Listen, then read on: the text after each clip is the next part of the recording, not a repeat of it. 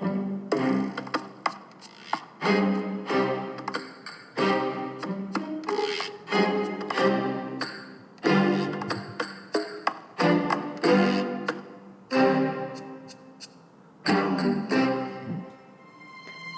back to another episode of Gumball Love. I'm your host, Melissa Ledger. Today, we are going to talk about a very important subject, why we cannot trust our instincts, why we doubt our instincts, why we kind of feel that red flag. You kind of feel like, I don't know, maybe this isn't right, but then we go against that. Why are we doing that? I can tell you why. We talked about this in the live broadcast, but sometimes lives get pushed down in the feed and then we kind of forget about this topic. So I decided to record this podcast just because I know how important this is. It's something I teach inside of the Back to You Academy, which we're really focused on. It will start on April 8th. So if you're listening to this way in the future, then you missed out. But if you're listening this week, April of 2019, then you are in luck, because this is just the tip of the iceberg of the kind of content that we go into inside the Academy. There's just so much that I can't teach you in a live broadcast or, in a quick social media post or a infographic, just kind of a quote. There's so much more behind this. I found this topic I had this aha moment myself when I pulled out notes from a therapy session I had in 2013, which if you go to therapy, I highly recommend that you take notes, because it's fascinating when you look back years later and you're like, oh my gosh, I remember that day, or you may not remember, and it could help you in the future. And this is one of those examples where it was like, whoa, this is really huge. So get ready to have your mind kind of blown with this, because this gets to the heart of, I believe, what so many of us girls struggle with. So I want you to imagine that, let's say, I'm going to assume that either you may not have gotten consistency from one of your parents. So we're just going to say dad, for example. So let's say love did not come consistently from a father or a mother or parent or guardian. And so throughout your life, you didn't quite know what to expect. And you had needs. And imagine, when we went to our parents and we had needs and they didn't fulfill our needs because maybe they didn't know how. When you go to therapy and you evaluate your childhood, at first you're angry about things because, and a lot of times very rightfully so, but then you kind of grow up in the process and then you see your parents as adults. And then it's a very different dynamic looking at your adult parent as an adult. And then if you have had children yourself, I know it even gets clearer on some of the challenges that your parents may have had. So this is what happened for me personally, being a little bit vulnerable here. Consistency was not there for me. And so I was always looking for that in a male relationship, but I never knew what was, I guess, I'm just going to read this from the notes. It's, he would say, you're wanting that consistent love, but you're not sure if he's going to be pleased with you. He doesn't deliver when you need him to. So you don't trust yourself with what you need. So how do you get their attention? You become flexible. I mean, it's like, whoa, you become flexible with what you need. This is just of the first piece of it, okay? Because that flexibility means that you're no longer connecting to your authentic self. You're no longer even able to acknowledge what you need because you're not consistently getting that need met. And I'm not talking about somebody meeting my needs. Like I'm talking about the basic stuff. Like, so I'll just use an example. Like when I'm taking care of my dog, she comes to me when she has a need, right? Your dog, you have a cat, whatever, they come to you and they have needs. And every single time we meet those needs. Are you hungry? Do you have to go outside? Do you have to go potty? Are you thirsty? Do you want a treat? She's sitting next to me. I'm hoping I'm not waking her up. But and if you're like me, like even if there's the slight inkling of a need, it drives me nuts. I have to meet it. Like if she's sleeping next to me right now, but if she were to wake up and need something, I would pause this audio and I would meet that need. The same thing happens in parenting. Children have needs and you meet them, but life happens. None of us have perfect families. And for me, there was a lot of stuff that happened which interfered with that process, which I didn't know. Parents didn't know we were going through. They were going through divorce, going through their own problems. So growing up, a lot of us girls, when we don't know with parents, because both parents have a part in this, and maybe you only had one parent, maybe you had a grandparent that was not really understanding what a lot of times people just, there's no manual. Sometimes they don't really understand what they're supposed to be doing. They don't understand how important these things are in developing that sense of security. So many times married women that have had that consistency, and it's natural and normal for them because they didn't have that experience. So they look at women like us and they're like, well, I mean, why would you even put up with that? That's ridiculous. And they get kind of like irritated with you. I've had that happen, and I will say to them, and it shuts them down really quick. I'll say, you sound like you grew up with a really healthy upbringing where you didn't have to wonder about anything. And they were like, oh yeah, yeah. It's like, yeah, simmer down, lady. Don't be so judgmental, because you're lucky, you're blessed that you had that experience. So you can't look at the other girl and go, what's your problem? Because that wasn't her experience. So I feel like such a relief just sharing this with you, because there's such clarity and understanding, but I haven't even gotten to the meat of it. So when you become flexible, like you go to that need, let's say, you went to your mom or dad with a problem, and sometimes they talk to you about it and sometimes they didn't. So in the times that they don't talk to you, or they don't acknowledge you, they don't validate you, what did you do? You figured out a way to cope with it in some way. But in those moments, you felt ignored. Maybe you felt unappreciated. Maybe you felt like you weren't important. But that became normal. You become flexible with that. It becomes what you get used to. I see this all the time where, I wanted to use a specific example, but I really don't.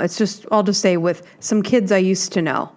And when I was around them, one of their parents wouldn't really engage with them and was always on the computer, and the kids were just always kind of playing on their own. And they got used to parent ignoring them, parent feeding them, but really not taking care of. And I'll just say he wouldn't support.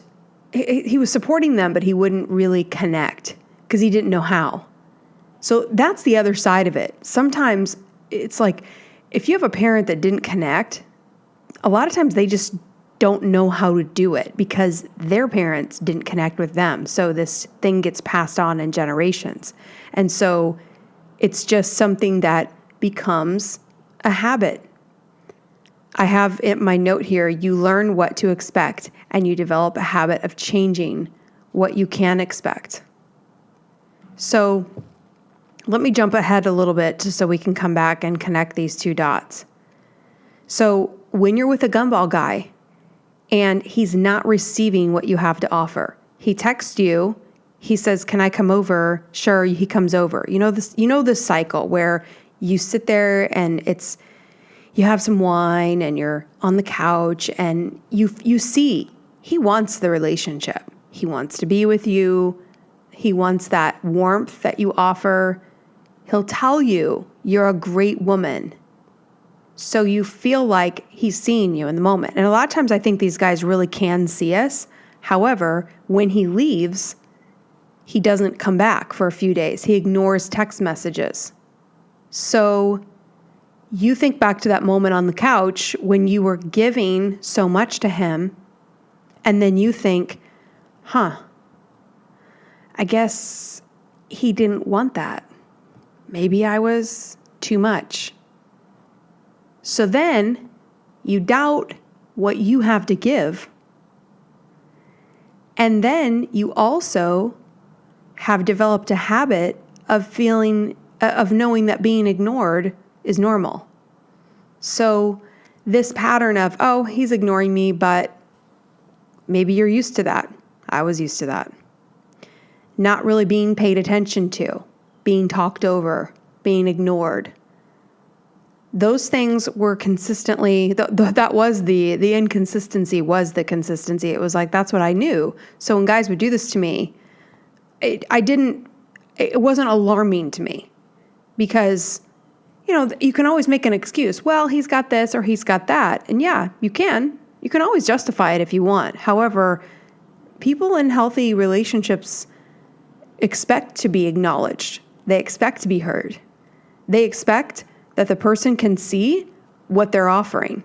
If the person doesn't see what they're offering, they're like, they feel that immediate disconnect. Where if that's normal for you and me, we don't see it. So, I'm just looking at the next one. It's like, oh my gosh. So, this was back when I was in therapy going through this other relationship. And he said, you learned how to love this guy. And sometimes he received it. And he really did. And those moments felt so good when he would be like, I really see how much you love me. And he said, and when he did, you felt right. But when you would do something else that would show him love and he didn't receive it, you felt wrong. And then you stopped trusting yourself. I mean, like, whoa, I just read this. I'm like, wow, where has this piece of paper been? It's been in my binder, but I just was meant to come across it at this point in time and connect this dot. I didn't trust myself. So when I would be around him, I would sit in fear, waiting for the right thing to say, hoping it would be perceived the way I intended it. And then, what came out of this? And I still struggle with it today. When I'm explaining something, I assume someone doesn't believe me, and then I oversell it. Because this pattern of not trusting my own instincts and understanding the value of what I have to offer. It's still a muscle that it's much stronger. It's stronger than it's ever been. But I will still catch those inklings. And now I hear it and I'll tell myself, Melissa, it's fine. If they don't believe you, it's their problem. You're not lying to them, but I'm so used to being like, and this, and this, and this, and then I can feel myself lose energy. Sometimes I even do it on a podcast where I'm like over explaining something, and then I'll explain it to one of you in person or in a coaching session. And I'll think back to that moment and be like, I still am trying to oversell it, or I'm still trying to over explain it. I'm assuming she doesn't believe me. It's like, why am I assuming that? It's because it's a pattern that I became used to. It was something that was familiar to me. And so I was always overselling because a lot of times the gumball guy is extremely skeptical of people's intentions because they grew up also with inconsistency in their life. A lot of times our lives and gumball guys' lives mimic each other's in childhood trauma or similar experiences. And I've talked about this before, where that toxic wiring kind of intertwines and you really feel like you're bonding, but it's like toxic bonding. And there are many books that are written around this topic. And so we have to be careful because he's very skeptical. And then sometimes I know that I've been able to relate to that skepticism. And what I caught myself doing with gumball guys is sensing their trauma and their lack of belief in love and really wanting them to hear my heart and saying to them, look, I'm not going to do that to you. And feeling so good because I could see, a lot of these gumball guys, you guys, as much as I say bad things about them or that, we're painting them in a negative light because I don't want you to be stuck with them. I can tell you that a lot of the gumball guys, and I think back, I'm like, gosh, he was such a good guy. He did have a good heart, but he just couldn't ever surrender. I was never going to feel good enough to him because he was always going to make me try to prove myself. Prove it, prove it, prove it. It's like they're always sitting there, prove it, prove it, prove it. But you know what? In that prove it, I believe that's what really broke my heart, because when someone is saying, prove it, that means they're saying to you, I don't really see you. I remember saying that to another ex, you don't see me. Because if you can say these things, you don't see me. Or another guy, he said, well, I just think you're a really selfish person. And I was like, oh my gosh, no one's ever called me selfish. And then I had to ask all my friends, am I a selfish person? And they were like, oh my God, no, why are you asking that? And I was just like, and finally I went back to him and he was like, but I mean, I still want to marry you. I still want to be with you. And I was like, why would you want to marry me and be with me if you think I'm selfish? He goes, well, I love you in spite of that. And I was just like, I can't be with someone who thinks that I'm selfish. Like, I was like, I can't live with that in my mind. And so finally I said to him in just pure exhaustion, I said, this is me giving 110% of myself. I cannot give any more than I'm giving you. So if this is selfish, it's all I've got. And that was the first time he stared at me, had nothing to say. And it was such an aha moment because I realized he was never going to just say, you're enough. He was always going to continue to point out flaws and make me feel bad about myself, no matter what.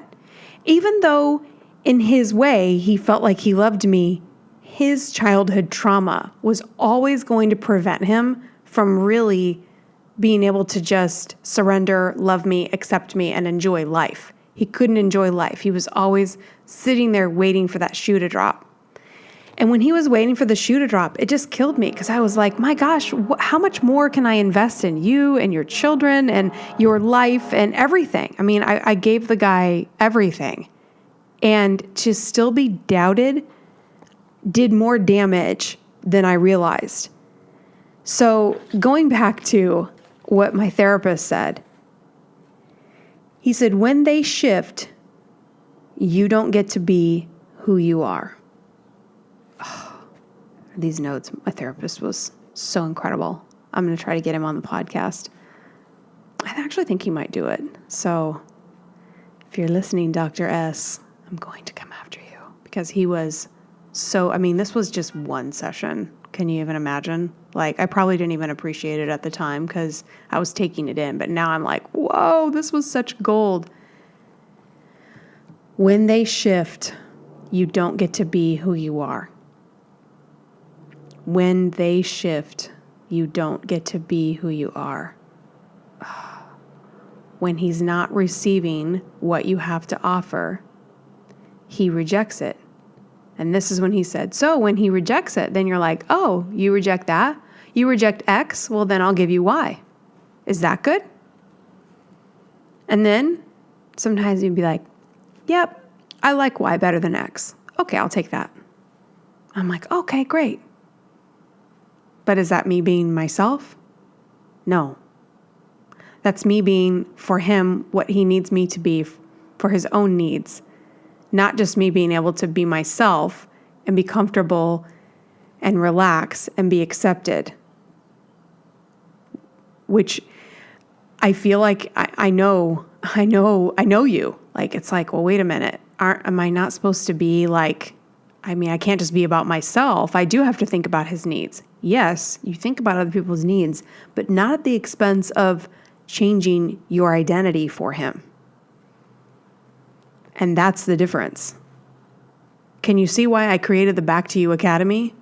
Because when I was researching all of this, it was like, whoa, these are deep-rooted things that if we don't acknowledge this, we'll go right into the next relationship and do the same thing. We'll accommodate, we'll bob and weave and shift and give X, Y, and then all of a sudden you give Y again and he wants X. So then and really X and Y in my head is a different color gumball. Oh, you want this flavor of attention? Oh, you want pink? Oh, now you want green? Now you want yellow? Oh, you want pity right now instead of encouragement. Oh, okay. So this is the point. And then I would just sit there and think, okay, what does he need right now? And I would be afraid. And I said this on the broadcast last night. I knew the moment I would get afraid in the relationship, the moment that fear would come up where I would be sitting in the car or sitting across from him at dinner and I would be like hesitating and trying to choose my words, that's when the relationship would get weird. And I wouldn't know how to get it back because as soon as I would relax and be myself, he would criticize something. And I couldn't stand this guy that I had just had this blissful infatuation period with to all of a sudden be so critical. It was like, that really bothered me. So I remember just being so focused on trying to keep us in that bubble. Does this sound familiar? I know you're like shaking your head out there, right? So Dr. S and I used to call this doing the dance, where, sorry, I'm rattling my paper in the background, but he said, don't change your dance. And he said, I don't know if this is my notes or his, but it says, what dance are you dancing? Are you doing all the work? Or you are doing all the work when you are changing constantly and you are restricted from being yourself. And are you ready for the cherry on top? This is when I read this and I was like, oh my gosh. You are not being yourself, and he is not being himself. Which two people that are not being themselves, guess what is not in the relationship? Intimacy. What makes intimacy? What are the ingredients of intimacy? Friendship plus friendship plus friendship plus friendship. There is no intimacy without friendship. What's an ingredient in friendship? Trust, consistency, authenticity, reliability. Think of your best friend. Think of people you can count on. You don't have to be anything but yourself. You can be grouchy you can be bossy you can be vulnerable you can cry, you can say anything, and it doesn't matter. You can be yourself. So, and that person's going to be there for you no matter what. You can be the ugliest version of yourself. They're still going to be there for you. So those components that add up to friendship create that intimacy, that closeness, that bond that is secure.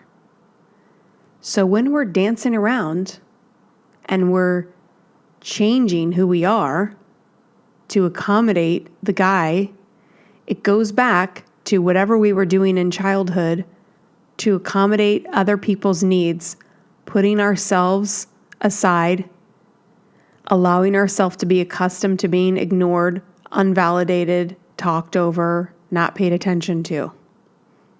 I know that this is it's a problem in a lot of families, and I'm sure most of us have gone through this, where you have that feeling of being ignored or unappreciated.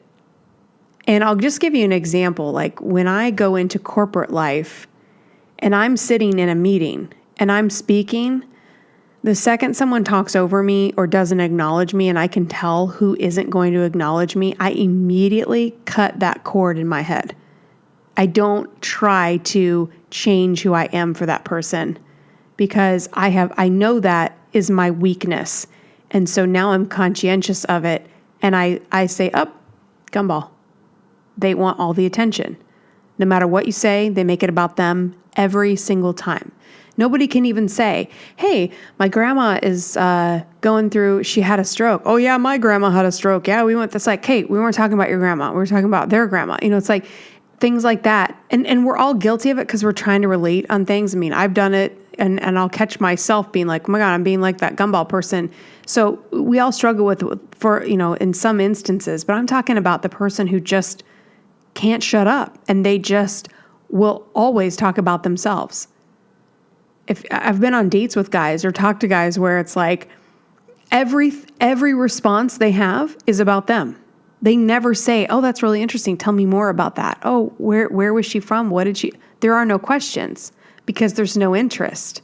It just reminds them something, and they think that they're relating to you, but really they're just talking about themselves. And this is where you can just put your hands up and you walk away. If you can, or mentally, if you're in a work situation or whatever, and you just don't invest. It's not worth your time, especially if you have become accustomed to accommodating these kinds of behaviors. And sometimes it's kind of an area of it's one of my triggers too. I just get super annoyed with people that do this. So I have zero patience for it as well. So it's the time where I can get a little mouthy sometimes. I still don't have that under control sometimes, but it is what it is. So, okay. I know this is really deep stuff, but I feel like we need this. And I want us to continue to talk about this as a community. So, to review, you have learned what to accept from other people. Over your life, you've learned what is okay, what's normal, what's, every day. Is it every day normal for you to be ignored and talked over and unvalidated? Do you send messages to people and they don't respond? Stop sending messages to those people. I mean, if I developed a friendship with someone and I send them a message and they're like, I'm just not going to respond to that. It's like everybody forgets now and then, but you know what I'm saying? It's like those people that decide here and there who they're going to respond to and who they're not, and they're just going to ignore people, especially when it's like an actual question or something and they just don't find it important to respond.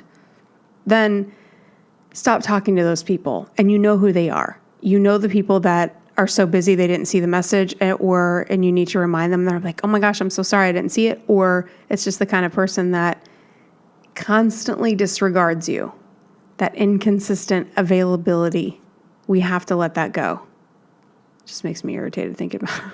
I'm like going different places in my mind. There's a couple people that I just had recent experiences with. I'm just like, yeah, and that person too, and that person. It's just so irritating,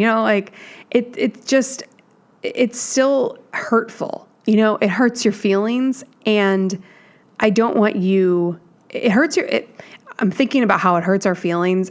And then I also get very protective of you guys because I don't want you to go through this. I want to give you permission to be like, I like talking to them, but it's like I reach out. Sometimes they respond, sometimes they don't. So you don't want to invest there because that same person will then be like, hey, let's go to lunch. And then you're like, and you go to lunch and then you're kind of like, why am I at this lunch? They're inconsistently available. They're not really paying attention when I'm talking. They're looking at their phone. They're looking out the window. I mean, I can't tell you how many times I would go to a lunch or something and try to talk to somebody years after knowing them, you reconnect and then you're realizing, wow, this is why I used to feel bad around this person because their attention span is so terrible, or they're so self-absorbed. They can't even see what they're doing. And sometimes it's been really eye-opening to see that years later and look back at my past self and think of myself trying to entertain that person, not realizing I was just doing the dance. So to review, he said, changing the dance is you doing all of the work. You wanted your dad's or mom's love consistently, and you were not sure what you were supposed to do or when they were going to be pleased with you. So you didn't trust yourself with what you needed. And I want to stop right there because if you join the Back to You Academy, one thing we're going to really dive into is what do you need? What do you need? Have you ever asked yourself that? Like, what do I need in a relationship? I'm pausing because it's so important that you really ask yourself that.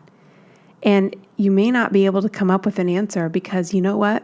I bet you haven't really asked yourself, what do I need? I remember asking my therapist about this, and he said, you need somebody that will listen, that is calm, that is patient.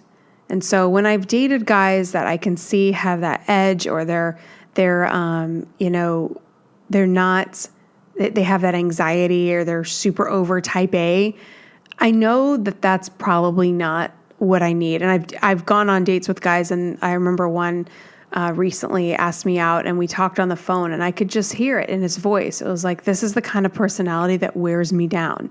And he was saying a lot of nice things, but I just knew I was feeling fatigued on the phone, because although we had a lot in common, and he was really nice in some aspects, he was very intense and over the top. And, it was like immediately I felt like I wasn't at ease anymore.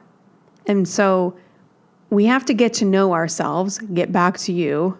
I know sometimes the title of my program is kind of annoying because it is what we have to do, but with the name, when it is the name, but you do have to get back to yourself and ask yourself, okay, what do I really need? What have I not thought about before that is so important? This is what you need to think about. It's the most important thing you can ask yourself, because why? Because when you ask yourself, what do I need? And then you figure that out and you walk into the next relationship and you're expecting it to be there. You're expecting those needs to be met. How different are you? You've probably never thought about, I have girls messaging me like, what should I say? I don't know what to say to this guy. And what about this? And Melissa, he said this, and look at this text message string. And I'm like, girl, you've got to know what you bring to the table and what you require in return. And do you know who will be super excited about those kinds of things? Is a guy with his stuff together. He'll be like, hallelujah, a woman that knows what she wants and knows what she needs. Because the guy that sees you and you know what you want and you know what you need, and he can meet those needs, he's excited.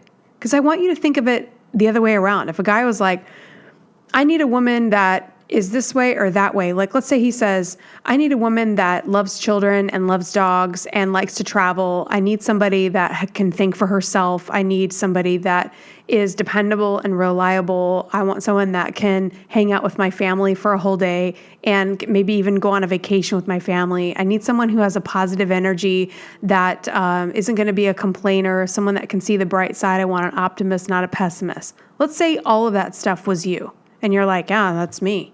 But it could sound demanding to somebody who was a complainer, somebody who didn't like dogs, somebody that really didn't like family events. It could be. So let's paint the picture of the other person. I don't really like family events. I like to kind of hang out. My family has been XYZ. And then the next guy's like, yeah, I don't have much of a relationship with my family. I want to travel, but I would like to do it just with my spouse. And I've never had kids. I don't mind them, but I don't like really being around them. And she's like, do you see how when you're very specific, you're going to attract immediately what you need because you're making that demand and you deserve to, and you should. Because the second you pretend that, yeah, I am that person that really wants to be around kids. I don't mind kids. And then you realize, I don't want kids. Some people just really don't like being around kids. They don't like being around dogs. I don't understand them, but no, I'm just kidding. I have friends that really don't prefer my dog, sitting on their lap or even jumping on them. It's like, they're not a dog person, but they're an awesome person. So it's like, you guys, it doesn't matter what you are. You just have to get specific. And you know what? That's the tough part, is getting specific. I know how hard that is to okay, how do I do it? How do I get specific? How do I figure out what the heck I need? What is this process? That's what I help you figure out. That is the Back to You program. It's really about understanding the dynamics of the gumball guy, kind of similar to what I just laid out to you. Because if you're thinking about your gumball guy right now and you think about your dynamic of what you have experienced with him, how many times you've changed yourself to be what he needed, and how many times was that successful versus unsuccessful? How many times did you give him what he needed and then you found out he was texting some other girl? And then you doubted what you gave because you assumed that what she had was better than what you have. So then, even when you knew he was with another girl or texting another girl, you offered a different flavor of gumball to try to lure him back. Because you're looking for the thing that will be enough for him, because you're already saying to yourself, what I have to offer isn't enough and I'm willing to up the ante. I'm willing to send a sexy photo because I know he'll respond to that versus me just telling him about my day. I'm willing to send a video. I'm willing to, you know what I mean? Like, sometimes we really get ourselves in bad situations because the doubt about what we have to offer is so high because this process wears us down. The lack of expectation for what we actually need is so rampant that we're willing to accept breadcrumbs instead of a seat at the table. So happy, healthy people in really great relationships expected to find happy, healthy relationships. And every single person that I meet that's in a happy, healthy relationship has worked on themselves. They worked on themselves. Yes, it sounded weird for a second. And a lot of times when I look at someone who just grew up with it, they haven't really thought about it like this because they just didn't struggle in this area.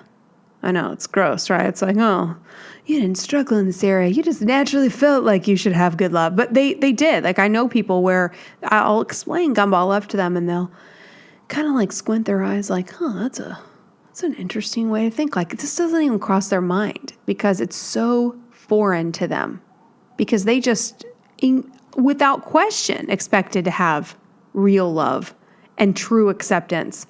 And they didn't doubt what they had to offer because it was always consistently accepted. So that's why my mission is to match you with somebody who is consistently available because you are consistently available.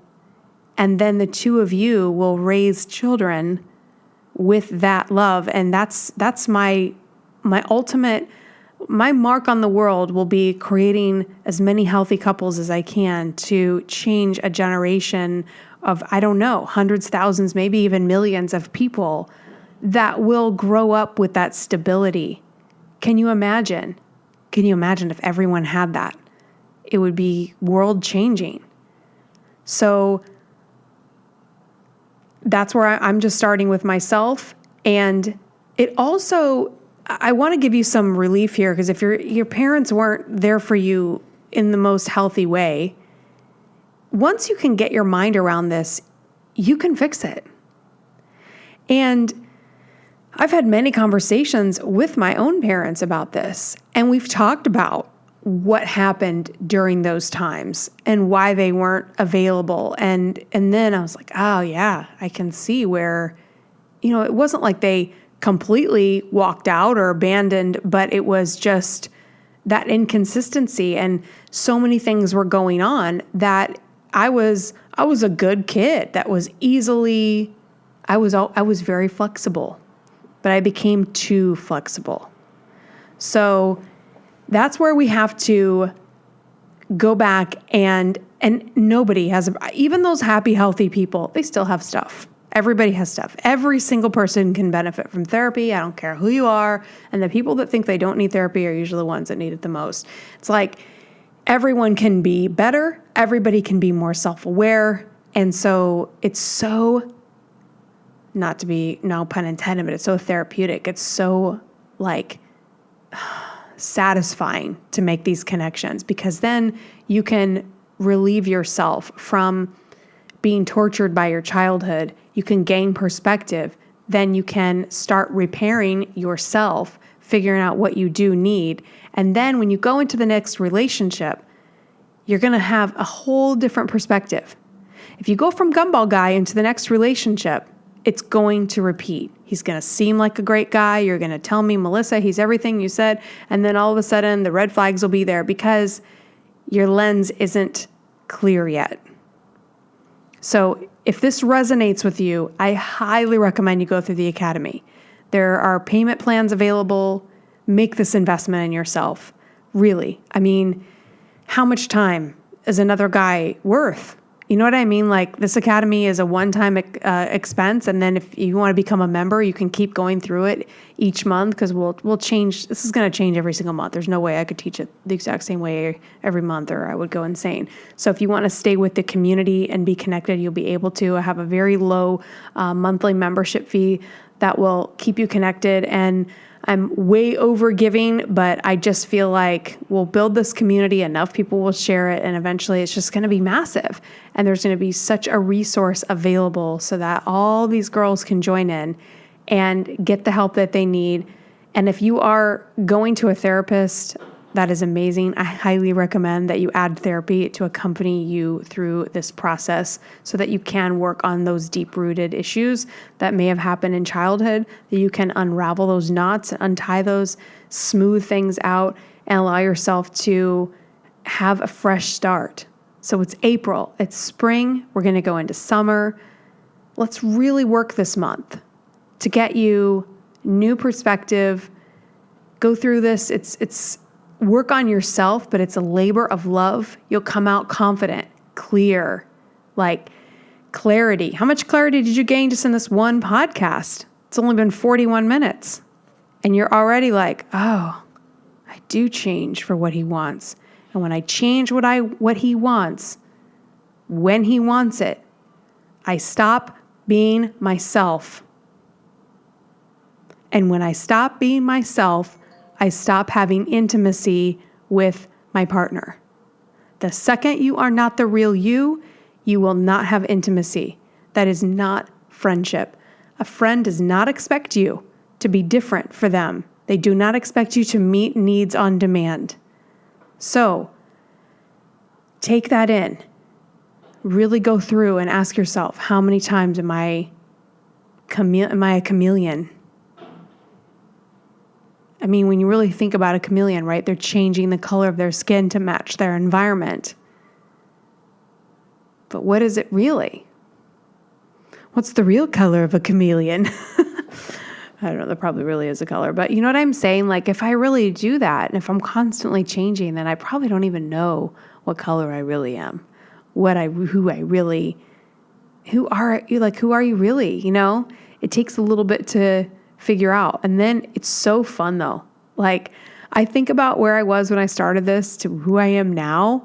And I literally think, like, if I could put myself, my current self, in a different body and then go talk to my old self, I don't even know if I could relate. Isn't that weird? Wouldn't that be a weird thing to do? Like, if you could hide yourself from your other self, like you could be in a different face where you would just be like, okay, you're going to go back in time and you won't know that you're actually talking to yourself. It's just two different versions. Like, how would those two interact? That is a weird thought. Oh my gosh, I totally wish I could do it. And then record it and then look at it and be like, oh my gosh, that was me talking to me. Look at the growth. Look how I couldn't even relate to this or that, because it's just so different. Once you really figure these things out, the stuff with the guys that I used to just be labor over, just stuff that bothered me that they would have said or done. Now I can just see it. There's like not one thing that a gumball guy has said to me that I don't have clarity on right now. It's like perfectly clear. And most of my feelings toward them are like sadness, because I still look at them and think, man, so much potential, really loved some of them and really cared for others, and wish that they could have had the ability to see what I had to offer, what they had to offer. I wish they could have done enough growth, because they could have just surrendered and relaxed and enjoyed life. It would have been fine. I mean, sometimes that's the most frustrating part. There's so many of the fundamentals were there, but the part that's going to go the long haul isn't. And that's where we have to decide, how much longer am I going to be with this guy that's not marriage material? How much longer am I going to spend time on a guy that's not treating me the way I deserve? How much longer am I going to continue to let these habits develop of me changing who I am? Because every time you change who you are, you lose a piece of yourself. And so that's why this process of this academy is getting that back, getting you back, finding those pieces that went missing. It's like a scavenger hunt. And I'm going to ask you questions in this academy that you're going to like, I don't know. Like I've had people be like, I don't know, Melissa, I'm going to have to think about that. And then a couple of days later, like, you know what, I was thinking about it. And actually one girl, she was like, I'm thinking about it and I'm actually going to start taking piano lessons. And her whole face just lit up and she started taking lessons right in the middle of the academy. And it's like, wow, here you were just feeling so sad and down, and she had her curtains closed. And I was like, hey, you know what? First thing I want you to do is open your curtains. You're sitting there in the dark. And she lived in Florida. I'm like, you're in the Sunshine State. Open your windows. It's winter there. Like you can, and she was like, oh, I guess you're right. I am just sitting in the dark. It's just like so many things, like literally lights went on for her. And also just her energy surged in her and she realized her worth and she realized, oh my gosh, this girl has done so much. She volunteers and pours into her community. Yet this guy had her thinking all of these false things about herself. So when she got it back, and then it was like that piece of her that said, I want to play the piano, came alive. And I don't know what that piano is going to lead to, but I just want you to know that those small things lead to other big things, confidence building things that will take you to the next level. So getting back to you is also about going to the next level and deciding that at this point in your life, in April 2019, you are done with not being yourself. You are going to get back to you, get yourself back, get back on track, maybe get on track for the first time, maybe find who you are for the first time. But this, I geek out about this. I love helping women do this because I get so many messages from girls. They'll be like, I've been following you for 6 months. I've been following you for a year. I've been listening to your podcast. And people say they listen to the podcast every day because I know how. This is why I created the membership, because I know that after the academy, it's not enough. Like you want that community, you still want to keep going. And so now the academy has a membership component. So you can stay connected to the community. You can log into the classes on Monday nights. You can come to the clubhouse hours where I'll open up a Zoom chat where a few of us can hang out and have a glass of wine or a cup of coffee and continue to connect and continue to work through it. So you can talk to me, you can talk to other girls in the group, share stories, and build strength together so that you can get through this and you know that you're not alone. Because so many of us were doing this by ourselves. I did this by myself for so long and felt like such an outcast because all my friends and my cousins, everybody was married. And then they would give me this look like, what's wrong with you? And I had no idea that at that point I was supposed to live a completely different life. And I felt like I was supposed to, but I didn't have the confidence to pursue it. But there was always this part of me that couldn't think like other people were thinking around me. And so secretly, I would be going to the library on weekends. I actually enrolled in a class at the university just to have access to the library so that I could get the peer-reviewed articles and research on relationships. I was studying intimacy and why gumball guys acted the way they acted. And there were points where I was like, should I just give up on this and just focus on getting married and working a full-time job and just saying like, who cares? I'm just going to move on. Or should I really pursue this?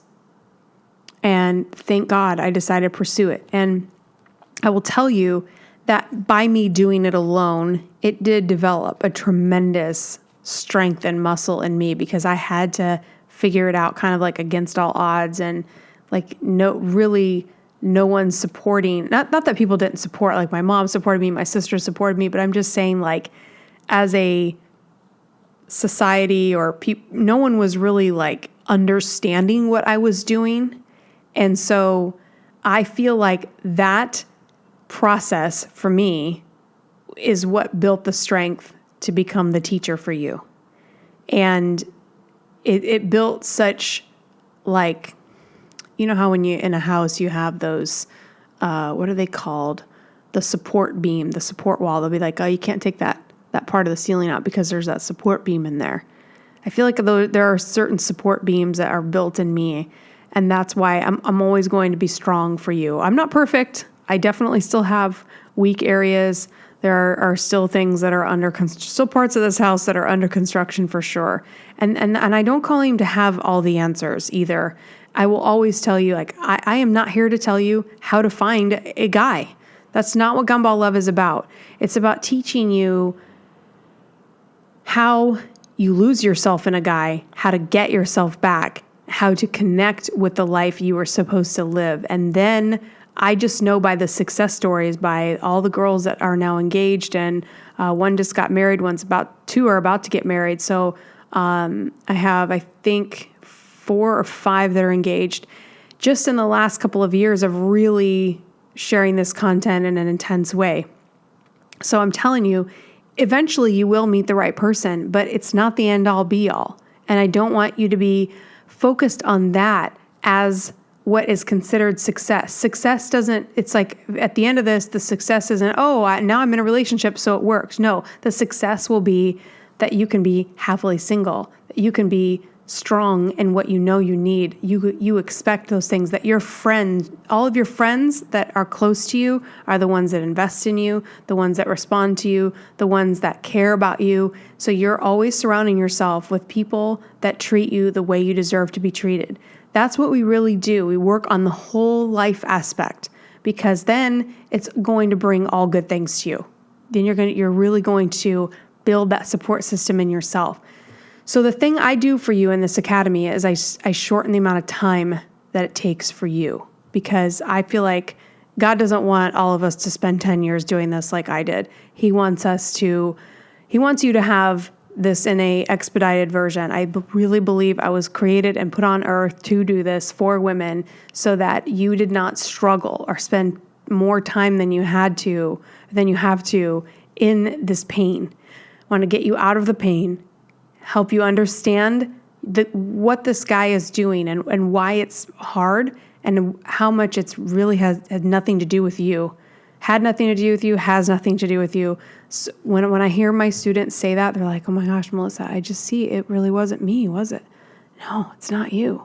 Not that we don't have a part in the relationship, but I'm just saying, like, sometimes these guys, they take no responsibility and they blame it all on you. And sometimes when I get girls in, they fully believe that. And when they can see that it wasn't their fault, it's so rewarding. And I want to do that for you. So if you have questions, please reach out to me, melissa@gumballove.com, or go to the brand new website. It's redesigned. I'm so proud of it. Jessica Castillo did an amazing job. She's my beautiful friend, my beautiful, consistent, loving friend who was always there for me. When I was talking about that, I was like, man, that is totally Jess. Like, developing this website and the 5 a.m. club, we became such close friends. And she is like, I can text her anytime, she can text me. We've talked to each other through so many ups and downs and struggles and successes. And, it's just like incredible to have people like that. And you know what? The other side of this, I'm going to end on this. When you find those people, and a lot of them are in your life right now, you really are like, man, you're awesome. I bet people are like, okay, dude, what's going on? Like, don't be like telling me about, I'm like, no, really.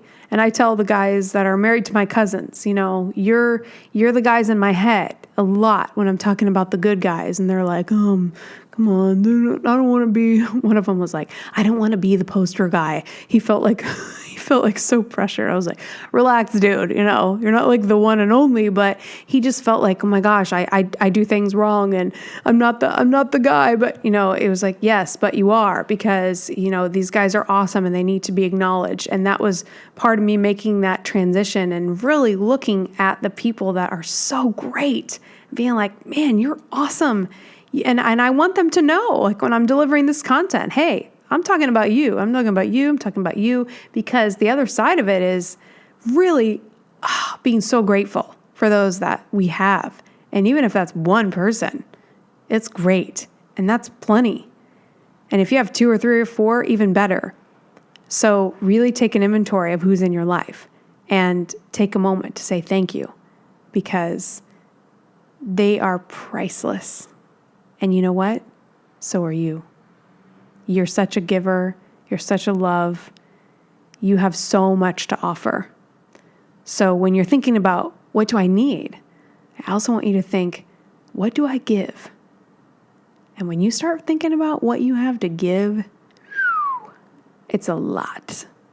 It's a lot. You're such a catch. So when the guy sees that, when the new friend sees that, when the next employer sees what you have to offer, and when there's a phrase in sale, when value meets price, you have a sale. When people understand the value of the product and they can see why it costs what it does, then they will buy it. And so it's like your value meets your price, like it's your priceless actually. But you know what I'm saying? Like when someone sees the value, they're like, whoa, I want that. I want to get it. That's mine. And that's the way you want the person that sees you to feel. And guess what? You're going to feel the same way about them. It's not about some guy seeing a girl as some queen or princess. It's like this equal thing where they're just like, wow, I just so appreciate they get me. We really love each other. You're going to be like, wow, he's everything I ever wanted. This is so easy. This is so simple. It just flows. The conversation's great.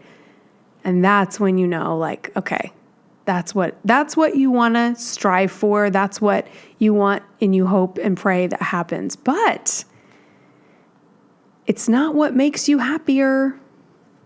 So I want you to remember that. Like, even if you find the ultimate significant other, when you work on yourself and you become happy and a whole person, that other person does not make you happier.